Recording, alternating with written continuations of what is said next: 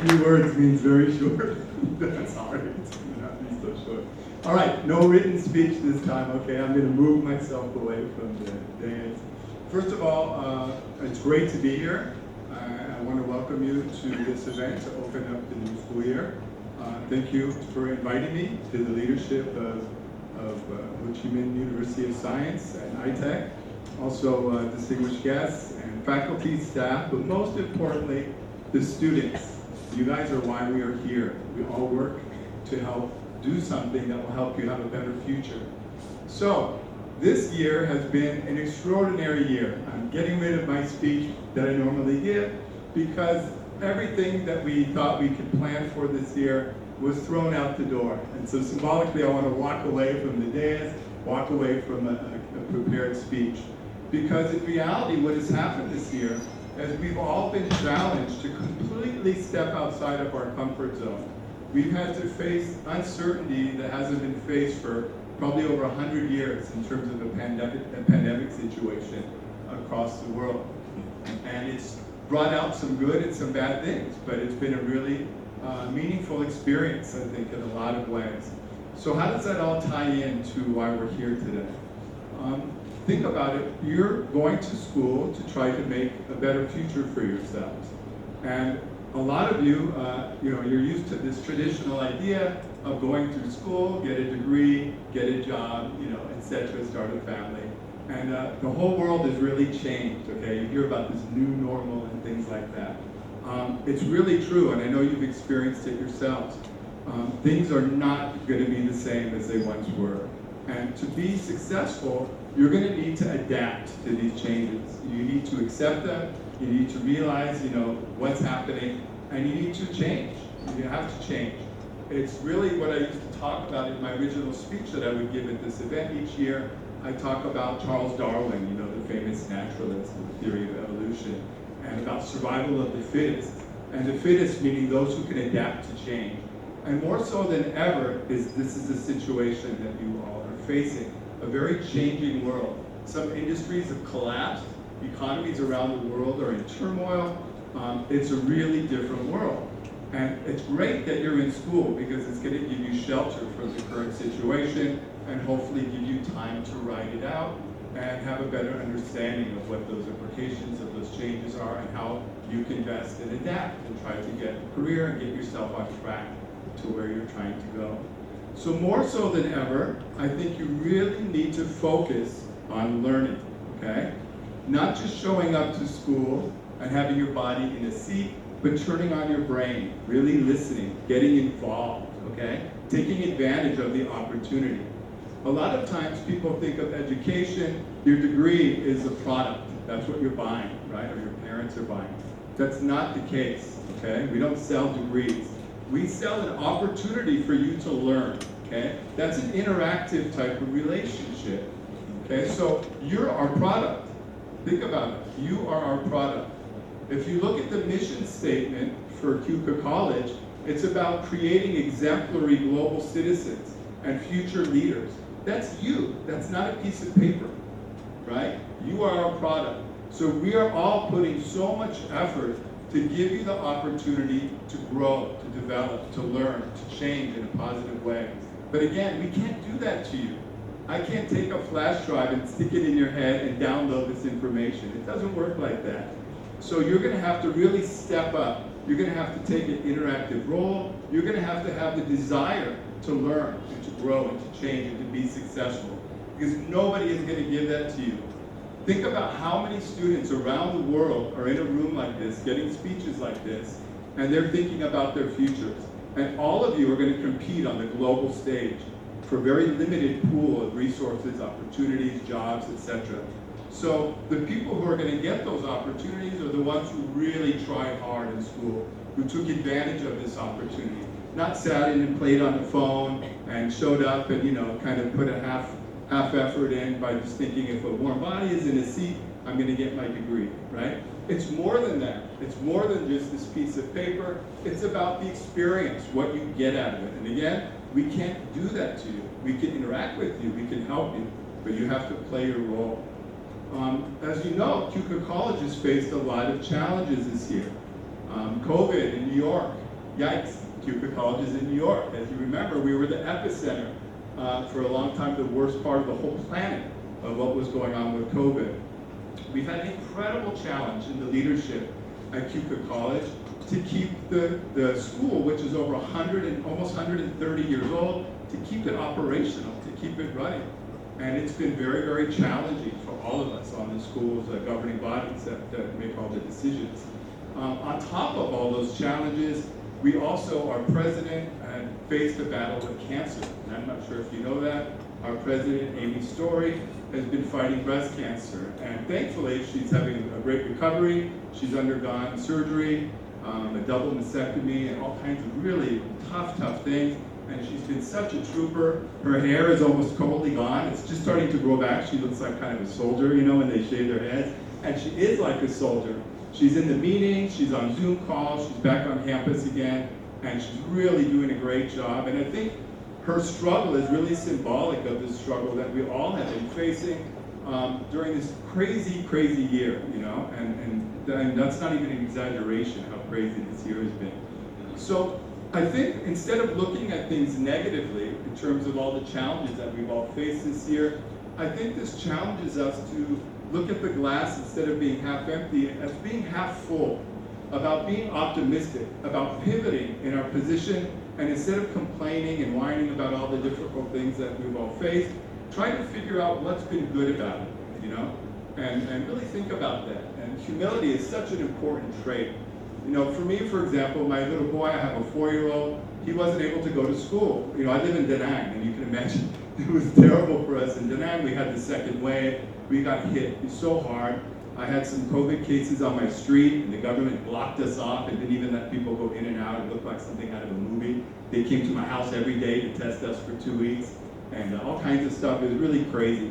But during that time, it was really nice family time to be together. Sure, my wife and I drove each other crazy, but it was fun to be with our little boy and spend so much time with him. Now that he's back in school, we're all sad, you know, that he's not around with us every second. So there's all these little types of things that were positive sides, you know, about being together and about really enjoying the simple things, about being home, watching movies, getting a chance to read, getting a chance to kind of reflect on what's valuable to us and what's important in our lives.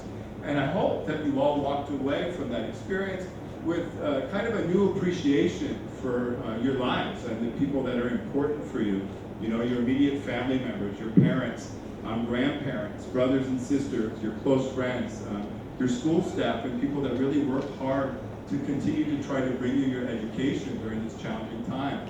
How many of you were in my online international business class that I taught?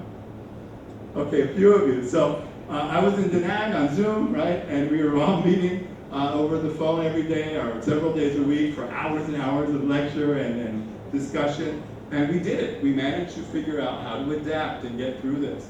And you know, we did all kinds of different things in the Keuka program to keep it running. We used Zoom, we used Microsoft Teams. I had classes that started in person, went online, and then ended up back in person again. We had every variety of adaptation necessary to get through this and keep fighting. But we did it, and we're better for it as a result. You know, it showed us what's possible in the face of really incredible challenges, how we can overcome that. So I'm hoping that you guys will start to really look at what's important to you. I think this was a chance to get you focused again on what really is important. Not all the social media and all the little things that kind of are distracting in our lives, but about the real basics, getting back to kind of traditional values and things that are really important. And if you're able to do that, I think you're able to get yourself refocused again on where you need to go and where you're going. So those are really the biggest messages that I wanted to talk about. Warren Buffett, if you know who that is. Anyone know who Warren Buffett is? Okay, great. He's a very, very wealthy man, but more importantly, he got that way because he's one of the greatest investors ever in history. They call him the Oracle of Omaha. He's from Omaha, Nebraska. Oracle is like a future reader, something like this, because he makes incredible decisions about which companies to invest in and has become one of the wealthiest people on the planet. He's also one of the greatest philanthropists, so he donates almost all his money to charity, and when he dies, he's already 90-something years old, so that will be soon probably. He's donating all his money, his wealth is going to, 99% is going to charity and things like that. he made a really great comment. It's a quote that I love to share. And he said, the greatest investment you can ever make is investing in yourself. Okay? So that is the most valuable investment you can make. That means coming to school, working hard, engaging with your classmates, engaging with the teachers, asking the hard questions, going overtime in your work, sometimes saying no to social playing and cafes and all this stuff to do your homework, whatever. It's an investment that will pay off so many times, exponentially, about what you put in. 4 years or 3.5 years of your program, for the rest of your life, you will benefit from that degree. So it's incredibly valuable to you. So you need to plan like that. When we teach you in the Keuka College business program, we teach a lot about forecasting and looking into the future, environmental scanning, a critical component of being a successful business person. And that involves trying to understand all the external and internal environment that's going on in order to allow you to strategize and make the best decisions. So I'll finish off with a little story that I have told my son. If you have children, or some of you obviously are young and you're not going to have children yet, when you have little kids, at bedtime they want you to tell them a story. So every night my little boy says, Daddy, tell me a story, right? So okay, I'll tell you a story. So let me tell you a story to finish off what I want to talk about today. It's the story of the 3 little pigs, okay? This is a very common story that our parents tell us in Western culture. The story dates back over 100 years and has been told by many parents to their children. There's different versions of it. I'll just give you a quick synopsis and tell you how it relates. So there's 3 pigs, and they set off on their own from their parents' house to go and start their own lives. And they need to build shelter to live in. So the first pig makes a very quick and cheap shelter made out of straw, throws it up real fast, and once he's quickly done, he's just lounging around on a hammock, having drinks, playing, and being silly. And he notices the 2 other pigs are still working, and he tells them, what are you wasting your time on? Look at me, I'm done, I'm relaxing. And they tell him, you know, that's probably not a great idea. The second pig makes his house out of sticks. He's quickly done as well, and is there sitting with the other pig on the hammock enjoying drinks. And they keep making fun of the other pig, who's tirelessly working very hard, making a house out of bricks. And that pig's house is taking a lot of time and a lot of effort. And once he finally has the house up, they're laughing at him, telling him he wasted his energy, he wasted his time, etc. That was a bad move. So they each go into their respective houses, and of course the big bad wolf comes down from the mountains, and he knocks on the door of the first pig with the house of straw. He says, little pig, let me in. And you know the story, the pig says no, and the wolf says, I'll huff and puff and I'll blow your house down. And the pig says, try it, and of course it's very easy. The wolf blows the straw down, and he eats the pig, okay? Done, that pig is done. He goes to the next house, the straw house, and knocks on the door. Little pig, let me in. And the pig says, not by the hair of my chinny chin chin. And the wolf says, if you don't let me in, I will huff, and I will puff, and I will blow your house down. And the pig says, try it. And he goes, and he blows the stick house down and quickly consumes the pig. He's getting full, but he has one more house to go to, and he knocks on the door. And the pig's in there, and he says, who is it? And he says, it's the big bad wolf, let me in. And he says, no. He says, I will huff and puff and blow your house down. And he huffs, and he puffs, and he keeps doing it, and nothing happens. The house never falls, and the pig's inside laughing. And the wolf finally goes away, frustrated, because he cannot blow down the house. What's the moral of that story? It sounds silly, but when you're talking with little children like my son, you tell them entertaining stories, but hopefully they have some kind of underlying message, like a sense of morality or ethics, right? So the underlying morality of that story is about the value of hard work, of planning, of strategy, of being ready. If you try to do something with very little effort and take shortcuts, you will be like the first 2 pigs. If you're willing to put out the work, you have the vision, you understand that immediate gratification needs to be delayed so that you can work hard now and then really enjoy the fruits of your labor later, you will be the house made of bricks.